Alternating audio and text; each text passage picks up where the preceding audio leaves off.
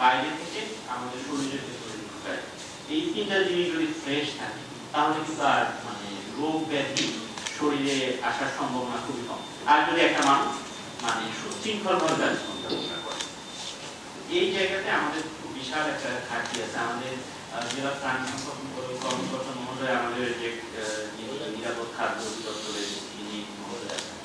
ওনাকে মানে কিছু দায়িত্ব দিতে চাচ্ছি, এটা ওনার করা উচিত, এটা করা উচিত। আসলে আমাদের সবারই করা উচিত, আমরা যে যেখানে আছে সবারই করা উচিত। আমি দুইটা উদাহরণ দেখেছি। আমি অস্ট্রেলিয়াতে আমার একটু থাকার সুযোগ পাচ্ছিল এবং আমি সেখানে চেষ্টা করেছি, দেখি মানে এত উন্নত, এত কিছু, সবার স্বপ্ন মানে কেউ অস্ট্রেলিয়াতে সেটেল হবে, কেউ কানাডাতে, কেউ আমেরিকাতে। তো যারা একটু বেশি মানে জীবনকে নিয়ে বেশি ভাবে, যারা একটু বেশি জানে, তাদের আবার অস্ট্রেলিয়ার প্রতি আগ্রহটা বেশি। এই জন্য আমার একটু মনে হচ্ছিল যে আমি এই জায়গাটার প্রতি এত আগ্রহ, ওরা কি করছে। তো আমি আসলে ওদের পুরো সিস্টেমটা দেখে কিন্তু আমি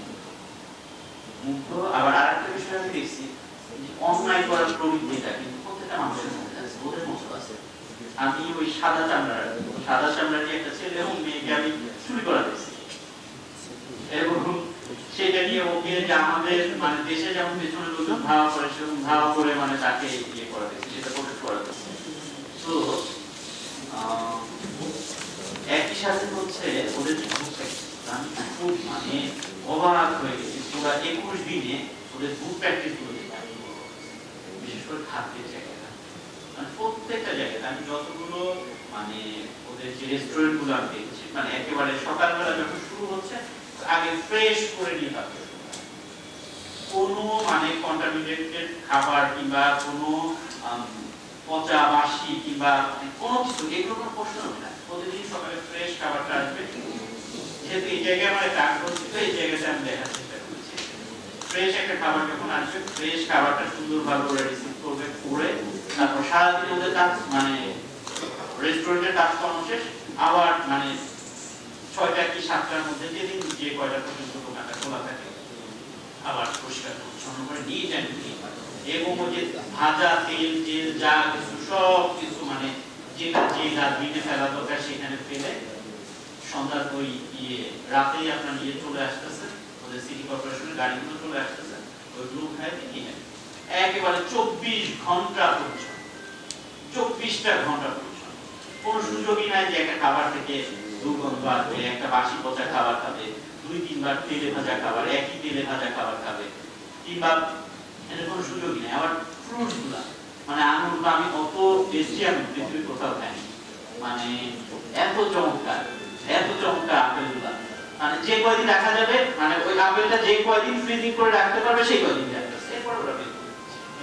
বের করে দিচ্ছে। ফ্রেশ খাবার যে মানে কি মানে চমৎকার একটা প্র্যাকটিস,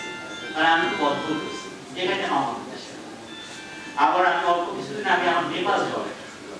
নেপালের কিন্তু অর্থনীতিটা সেম, আমাদের অর্থনীতি নেপালের অর্থনীতি সমান, আমাদের টাকার মান নেপালের টাকার মান সমান, এবং মানে কালচারটাও প্রায় কাছাকাছি কালচার, কিন্তু ওদের হচ্ছে পুরাটাই পাহাড় পর্বতের ভেতরে, ওই মানে ওই কালচারের সঙ্গে যায়। তাছাড়া সবকিছুর মধ্যে আমাদের সঙ্গে খাবারের মানে ফুড প্র্যাকটিসের মধ্যে আমাদের যথেষ্ট মিল আছে। এইখানে যে ওদের কোনো রেস্টুরেন্টে যে আপনি মানে অর্ডার করবেন, সঙ্গে সঙ্গে আপনার খাবার দিয়ে দিবে, আপনাকে মিনিমাম আধা ঘন্টা সময় দিতে হবে, 20 মিনিট সময় ওদেরকে দিতেই হবে। কারণ ওরা রান্নাটা মানে খাবারটা আপনাকে রান্না করে তাৎক্ষণিকভাবে রান্না করে দাও, একজনের জন্য হলেও ওরা রান্না করে দাও, মানে আপনার ওই পুরি সমোসা ভেজে ভেজে রেখে দিবে, মানে এরকম আপনি পুরি খেতে ইচ্ছা করছে, আপনি অর্ডার করবেন, আপনার একার জন্য হলো একটা পুরি ওরা কিংবা একার জন্য হলো ভাত রান্না করে দেবে, সবজিটা ইয়ে করে। এবং ফলের দোকানগুলোতে আমি লিচু দেখে খুব অবাক হয়েছি, 3টা জায়গাতে লিচু ইয়ে করে, একটা জায়গায় একেবারে ফ্রেশ, মানে আমাদের দেশেও যে আরেকটাতে একটু নষ্ট হয়েছে কিন্তু মানে শুকায় গেছে, আরেকটা জায়গাতে পচা নষ্ট হওয়া, সেটা মানে 3টা জায়গাতে লিচু এবং 3 রকম দাম। তার মানে যেটা বেশি পচে গেছে অথবা শুকায় গেছে, একবার ডিসকালার হয়ে গেছে, সেটা হচ্ছে অনেক আগে আনা গেছে, মানে সেটা সেভাবে বিক্রি করতেছে, যেটা মানে একটু কম সেটা আরেকটু মানে বেশি দামে বিক্রি করতেছে, সেটা ফ্রেশ সেটা। খাবারের যে বিজয় ইন্ডিয়াতে আমি কখনো দেখি মানে যত জায়গায় গেছি এটা আমি দেখি মানে কখনো আমার যে বাইরে যে মানে আমি পেটের অসুখে ভুগি নাই কিন্তু আমি এখান থেকে ঢাকা গেলে 2 দিন বাইরে খেলে আমার আর আমি একটু ইনফরমালি কথা বললাম আমি সরি কিন্তু একেবারে প্র্যাকটিক্যাল মানে পৃথিবীর কোনো দেশ নাই আমার মনে হয় না যে নিজেদের খাবার আমরা করতে যাবে আমার এই চাকরিটার বাইরে আমার একটা ফুড ইন্ডাস্ট্রিতে আমার 21 দিনের কাজের একটা অভিজ্ঞতা ছিল এবং সেখানে যেটা দেখেছি ইউরোপে যে ওরা আমাদের দেশ থেকে কিন্তু ইউরোপে খাবার যাচ্ছে আমাদের ইন্ডাস্ট্রিগুলো থেকে ইউরোপে খাবার যাচ্ছে ওদের জন্য যে মানে খাবারটা যায় সেই খাবারটা আলাদাভাবে আলাদা একটা টেস্ট করা ওরে ওইটার ইনগ্রেডিয়েন্ট আলাদা ওইটার পানি আলাদা ওইটার মানে লোকজন আলাদা সব কিছু ওইটার জন্য যেটা মধ্যপ্রাচ্যে যাচ্ছে সেটার জন্য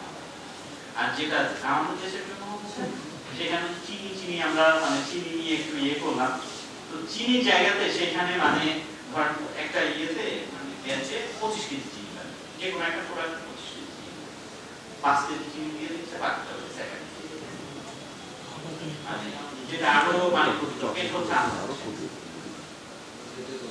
তারপর হচ্ছে এই যে কালারটা এটা তো অবশ্যই ফুডের কালার এটা তো ওই যে ক্লোথ ড্রাই হলে পরে তো এটা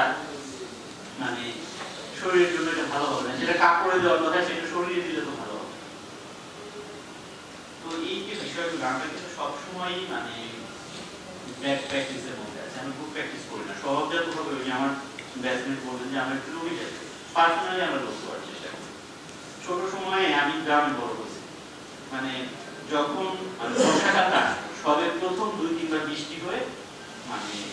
একটু মাঠে অল্প একটু পানি হয়ে গেছে হয়তো বা 8 কিলো নিচে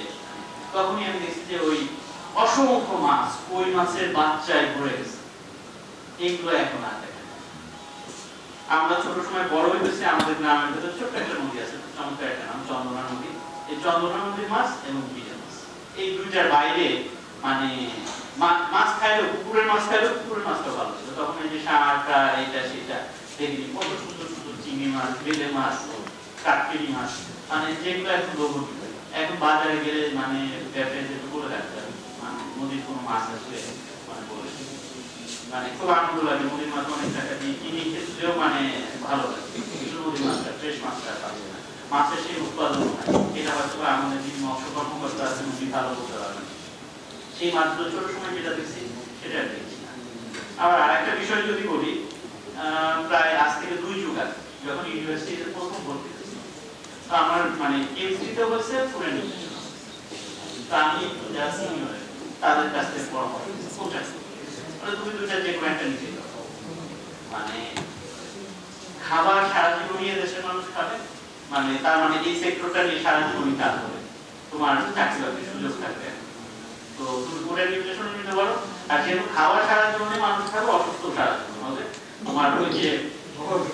ড্রাগ সেক্টরটা এটাও ইয়া থাকবে তুমি দুইটা যে কোনো একটা দিতে পারো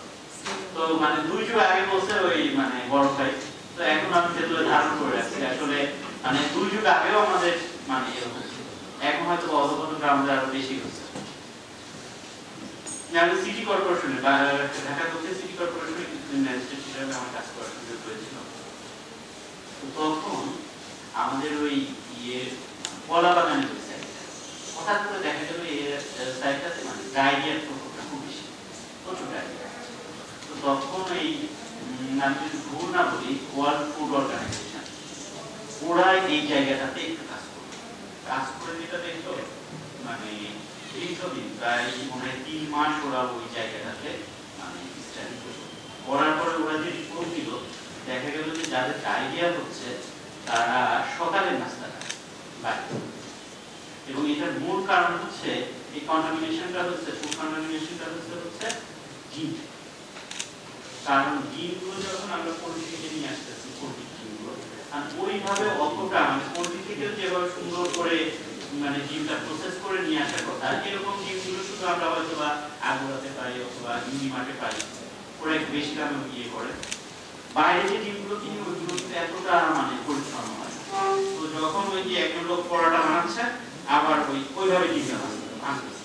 জিনের যে ওই প্রশাসনিক স্কুলগুলো ওইভাবে মরিচ পেঁয়াজ নিয়ে গায়ে দিয়ে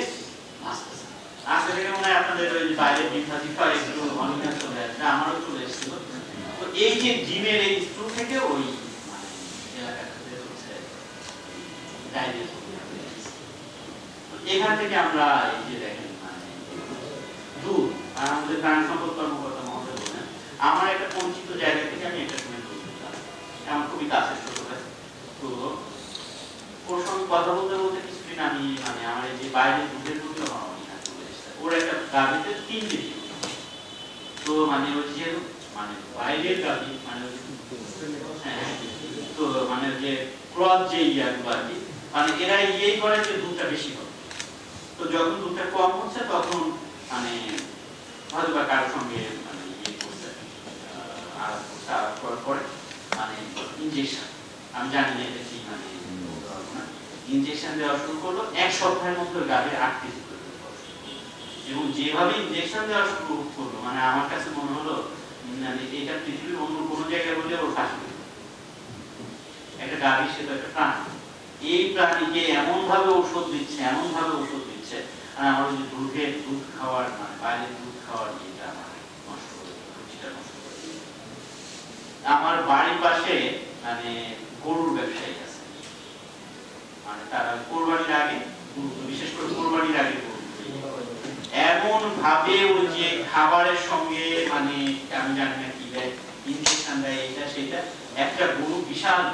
মানে সেই কিনে নিয়ে আসছে প্রায় 1.5 লাখ টাকা, সে মনে হয় আরো অনেক বেশি টাকা বিক্রি করে, তারও বেশি। তো সেই গরু হঠাৎ করে গরু নাকি হারে, মানে এমন ভাবে মানে ওষুধ পুশ করছে, এমন ভাবে ইনজেকশন দিচ্ছে, গরু হারে করছে, গরুটা মারা গেছে। তো এইগুলোই তো আমরা খাচ্ছি, মানে মাংসের ভেজাল, দুধের ভেজাল, চাল, সেই থেকে সেটা চাল আমরা চাল যত চিকুন চাল সেই চিকুন চালগুলো খাচ্ছি। এই চিকুন চালগুলো কতটুকু পুষ্টিযুক্ত আছে না, আমি মানে ওই নিউট্রিশনের স্টুডেন্ট হিসেবে আমি বলবো যে ওই যে চালের পুষ্টিটা কিন্তু ওই উপরের অংশটাতেই না, উপরের অংশটাতেই পুষ্টিটা থাকে। কিন্তু এটা যখন একেবারে পলিশ করে আমরা যে ফ্রেশ একেবারে চিকন চালটা বের করতেছি তখন এটা কতটুকু পুষ্টি দরকার, পানিটাও কতটুকু ফ্রেশ পানি খাচ্ছি এটাও আমি জানি না। বাতাস তো মানে হয়তো রংপুরের বাতাস একটু ভালো, ঢাকার বাতাসে, ঢাকায় যারা মানে আছে তাদের বাতাসের কি অবস্থা আমি জানি। তো এইটা মানে পৃথিবীর আর কোন দেশে আছে আমি এটাও মানে আমি বলতে পারবো না, আমার কয়েকটা দেশে যাওয়ার সুযোগ হয়েছে, এত ভেজাল খাবার, এত ভেজাল বাতাস, এত ভেজাল পানি, কোনো কিছু। এটা শুধুমাত্র যে নিরাপদ খাদ্য আইনের উনি পারবে না, এটা আমাদের শুধু প্রাণী সম্পদ কর্মকর্তা পারবে না, সিভিল সার্জন মহোদয় পারবে না, পুলিশের ওটা পারবে না, প্রশাসন পারবে না, কেউ পারবে না, যদি আমরা নিজেরা ইয়ে না। আমার সন্তান এটা খাচ্ছে, একজন কৃষকের সন্তান এটা খাচ্ছে, এই বাতাস কৃষকের সন্তান দিচ্ছে, একজন ব্যবসায়ীর সন্তান দিচ্ছে, সবাই দিচ্ছে। তো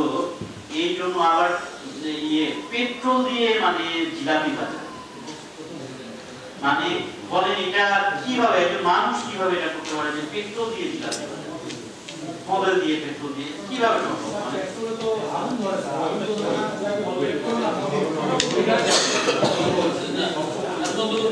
তো যাই হোক আমি জানি না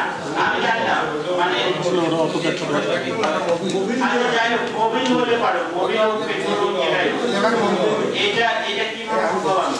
এটা প্রতিবাদেরও কিছু নাই, এটা প্রতিবাদেরও কিছু নাই, কারণ সবাইকে এটা সচেতন হতে হবে। কারণ আপনি যেটা প্লিজ সাইড করবেন না, প্লিজ সাইড করবেন না। তো আপনি যেটা করছেন সেটার ফল কিন্তু মানে আলটিমেটলি এই অবস্থায় সব মানুষই ভোগ করবে কোনো না কোনো ভাবে। আমি যেটা করছি মানে আমার ভালোটাও যেমন এই রংপুরের জন্য ভালো হবে, খারাপটাও রংপুরের জন্য কোনো না কোনো ভাবে খারাপ, কোনো না কোনো ভাবে খারাপ। তো এই যে আসলে নিরাপদ খাদ্য দিবস, আমি কি বলছে খাদ্য নিরাপদ, তো সুস্থ থাকুক জনগণ। তো খাদ্য নিরাপদ না হলে আসলে জনগণ সুস্থ থাকুক, খাদ্যটা নিরাপদ, পানিটা নিরাপদ হওয়া দরকার, বাতাসটা নিরাপদ হওয়া দরকার। এখন এইটা শুধুমাত্র আইন প্রয়োগ করে করে করে করে ওইটা সম্ভব হবে না। এই আমার ব্যাটসম্যান বললেন যে লোকটাও সম্পন্ন করা দরকার, আমরা যে যেখানে আছি। আর আমি প্রথম যখন রংপুর এসে জয়েন করি আমি ব্ল্যাকের একটা প্রোগ্রামে গিয়েছিলাম, ওখানে একজন নারী ভদ্র মহিলার আমি মানে একটা কথা আমার খুব ভালো লাগছে, প্রতিবন্ধীদের নিয়ে একটা প্রোগ্রাম ছিল। তো উনি ওই মহিলা যে কথাটা বললেন যে আমি এই প্রোগ্রাম থেকে মানে সবাই এটা করবে ওটা করবে এটা আমি বলবো। আমি এবং আমার পরিবারে যারা আছে, আমি আমার মানে উনি যেটা বলছেন, আমি আমার হাজবেন্ড, আমার বাচ্চারা, আমার মা বাবা, আমার পরিবারকে আমি প্রতিবন্ধী বাচ্চাদের প্রতি সুন্দর ব্যবহার করা শেখাবো। অন্য কাউকে আমি শিক্ষা দেবো না, আমার পরিবার। তো আমি আপনাদের প্রতি অনুরোধ করবো, এই প্রোগ্রামে যেহেতু আমরা দীর্ঘ সময় থাকছি, সেই 10:30 থেকে 12টা বেশি হয়ে গেছে, প্রায় 2 ঘন্টা আমরা এখানে থাকলাম, বসলাম, নাস্তা করলাম। তো মানে আপনাদেরকে আমি এতটুকু মানে রিকোয়েস্ট করতেই পারি যে কাউকে চেঞ্জ করানোর দরকার, আপনি এবং আপনার পরিবার এই খাদ্য অভ্যাসের ক্ষেত্রে এবং অন্যর প্রতি, অন্যকে আপনি যেটা খাওয়াবেন সেইটা সেই জায়গাতে আপনারা করতে। সবাই ভালো থাকবেন।